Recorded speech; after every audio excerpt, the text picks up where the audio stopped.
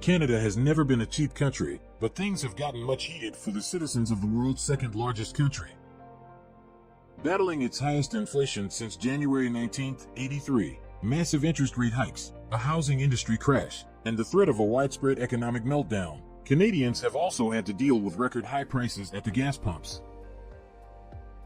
In fact, according to data from the global gas price tracking website, globalpetrolprices.com, Canadians are spending the highest proportion of their income on gas compared with other G7 countries.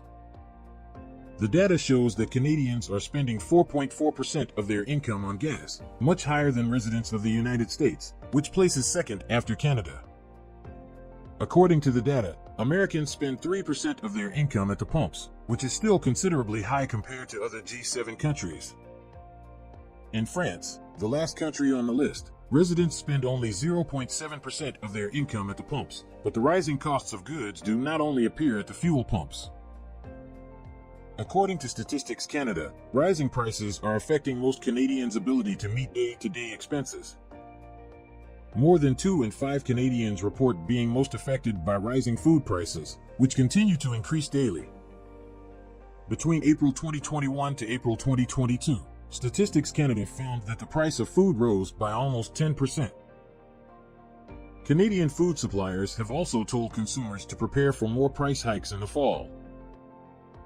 While the rising cost of living is a problem for most Canadians, it is of greater concern to Canadians living off disability benefits.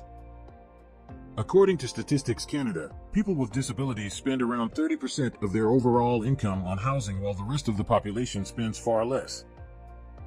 This already disadvantaged group will now have to face rising prices and the threat of recession as Canada and the rest of the world battle a global energy and food crisis that could last for several months more. Welcome to today's video on Savvy Economists. In this video, we delve into the impact of rising costs, especially gas and food prices, on Canadians. Please watch, like, and share this video. You can also subscribe and turn on post notifications, so you never miss any of our regular uploads. Thanks, and enjoy the video. According to recent reports and data from globalpetrolprices.com, Canadians are spending more of their income on gas than other G7 countries, including the United States. According to the data, residents of the United Kingdom and Japan are spending only 1.3%, less than one-third of what Canadians spend at the pump. Yet, Canada does not have the most expensive gas. Among G7 countries, the UK, with a record high 9.4% inflation, has the highest gas prices at $2.88 per liter. Next comes Italy at $2.48, France at $2.38, Germany at $2.28, before Canada at $2. At $2 per liter, Canada's price is above the global average, ranking 68th on the list of countries by gas prices. The UK ranks 10th, one of the most expensive in the world, while the US ranks 118th on the list at just $1.5 per liter. Despite being 58 positions below the United Kingdom, Canadians are spending more than 3 times the percentage of their income at the fuel pumps. This is primarily due to the absence of tax relief for Canadians compared to other G7 countries, with the exception of the United States. Residents in the UK, Italy, and Germany enjoy lower taxes. There is a consumer rebate program in place in France, and Japan provides subsidies to wholesalers. All these steps have helped reduce the burden on consumers. But sadly, Canadians have not been able to enjoy such benefits, especially with the Justin Trudeau-led federal government so focused on climate change policies. While hoping for relief at the pumps, Canadians are also battling record high food prices. The situation is especially worst for Canadians living on disability benefits. This is probably why more and more Canadians are turning to food banks to avoid starvation. But this is not at a cost to these charitable organizations.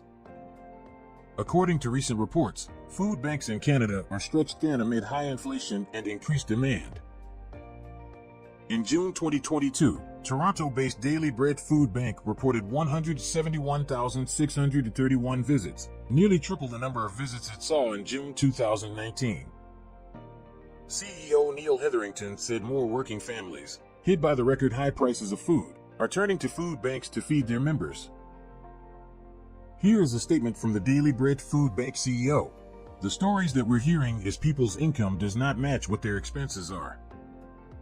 And so, I'm seeing more and more working families who have a job or 2 part-time jobs and are unable to make ends meet. He also noted that food banks in Canada are taking double hits. 1. More people are showing up at their doorsteps to seek aid because of the skyrocketing prices. In addition, food banks themselves also have to contend with the increasing cost of food.